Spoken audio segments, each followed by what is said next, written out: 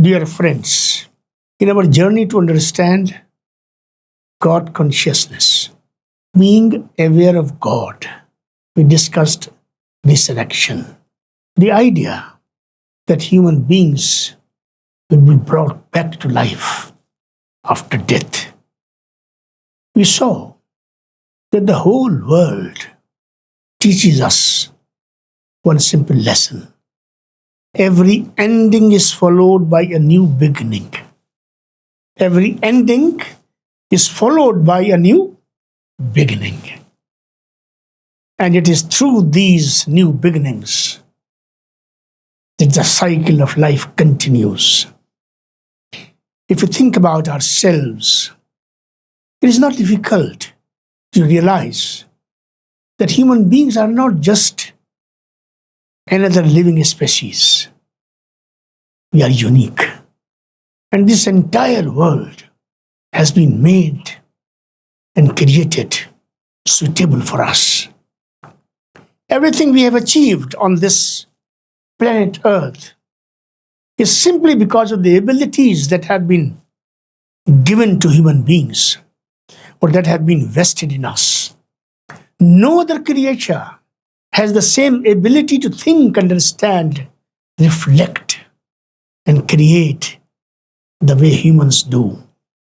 Can all of this really be just an accident? Even so, if someone ignores these signs and simply dismisses them as meaningless coincidences, that is unfortunate. But for those who are thinking, those who are sincerely searching for the eternal truth, and those whose hearts have been touched by what we have discussed so far, today we will try to answer another very important question. If there is life after death, why has no one ever died and come back? Bismillahir Rahmanir Rahim. In the name of Allah, the one and only, whose mercy has no limits, no measure, and never comes to an end. My dear friends, let us begin with a simple example. How many of us work hard for things whose outcome we don't know? Well in advance.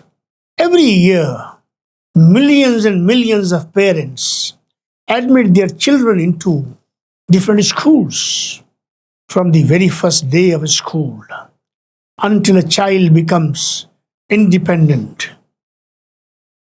It is not a journey of 1 or 2 years. It takes many decades. During that journey, life passes through different changes, ups and downs. There are difficulties. We face hardships, disappointments, and sometimes unanticipated and unexpected situations. Yet, both parents and children continue moving forward. No looking back. Just give a thought to it. When parents admit their children in school, do they know how well the child will study? Do they know what challenges the child will face or may face? Do they know every stage the child will go through? And most importantly, do they even know whether the child will still be alive by the time he completes his studies and grow up? Every important decision that we make is filled with ifs and buts. Ifs and buts. Yet, we still make those decisions and take such actions. Why? Because we have seen other people complete that journey, work hard, and succeed. And we hope the same for our kids and children. So the point is very simple. When we have personally seen something happen, believing in it becomes much, much easier. But friends, death is very different. No one has ever come back after death. And no one will ever return to this world after dying. So how can we believe in something that we have never seen? It is a fair question. At first glance, it even seems like the right question with sufficient logic and rationale behind. But let us go back to our earlier example. Why do we send our children to school? Is it because we have a guarantee that they will succeed? The answer is, of course, not. In reality, only a small number of people become highly successful through education. Even today, millions of educated people are seen continuing struggle and struggle. On the other hand, many people never even completed their education and have been mediocre. Yet they became successful in the eyes of the world according to the criteria of the world. In other words, even while making some of the biggest decisions in our lives, we do not have guarantees. We only have hope and optimism, some signs, and a reasonable expectation that this path may be the best one for our child. We trust a system and those who run the system because it has worked for many people for many, many years. Even though we know there are many exceptions, still we choose it. Why? Because we believe it gives the best chance of success. But when it comes to life after death, our attitude suddenly changes. It takes many U-turns. Here we say, I will only believe it if someone dies and comes back. Why? Especially when the signs of life after death are all around us. Every day we see dry and barren land coming back to life after rain. Every ending is a very important statement to look at and to take it within. Every ending is followed by a new beginning. Every ending is followed by a new beginning. If we think about our own creation, we ourselves began from something too small and too tiny, and later on became complete human beings, both physically and intellectually. And if you look throughout history, every messenger of Allah, in every nation, race, and every age, gave the same message, that one day every human being will be held accountable for every good and bad deed. That death is not the end. There is another life after it.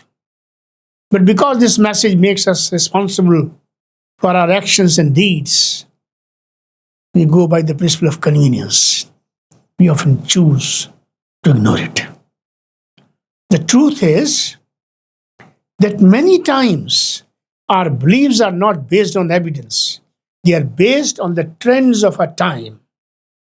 If the world believes something, we tend to believe it too. If tomorrow the world changes its opinion, we often change ours as well. But truth is never decided by trends. Truth remains truth because it is eternal. So the real question is not, why has no one returned after death? The real question is, do we already have enough science, enough reasons, and enough evidence for an intelligent person to seriously ponder on and think about life after death? If the answer is yes, which is yes, then rejecting it simply because we have never seen someone return after death is not a decision based on reason. It is a decision based on convenience. So, my dear friends, today we did not try to prove just for the sake of proving life after death. Instead, we try to question the way we think. Do we make the biggest decisions of our lives only after receiving a final guarantee? Or do we make them based on science, evidence, and reason? If that is true, then why have we created a completely different standard when it comes to the life hereafter? Are the signs really insufficient? No. Or are we ignoring them because accepting them would make us responsible for our actions? Yes. And are we truly searching for the truth?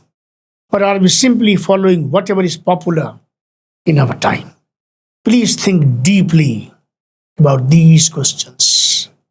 And yes, one question still remains. If there is life after death, why has no one ever died and come back? Is there an answer to that as well? Inshallah, God willing, in the next episode, we will explore this question in detail.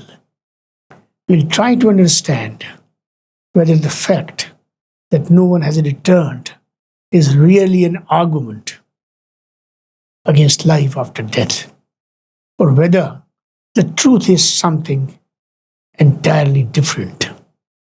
Until then, think, reflect, and ask yourself this one question. Am I really searching for the truth? Or am I only searching for what is easiest for me to accept? Thank you very much. Wa akhiru da'wana alhamdulillahi rabbil alameen.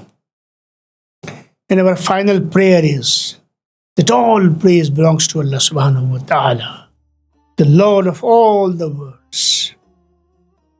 Assalamu alaikum wa rahmatullahi wa barakatuh. May the peace, mercy, and blessings of Allah be upon you.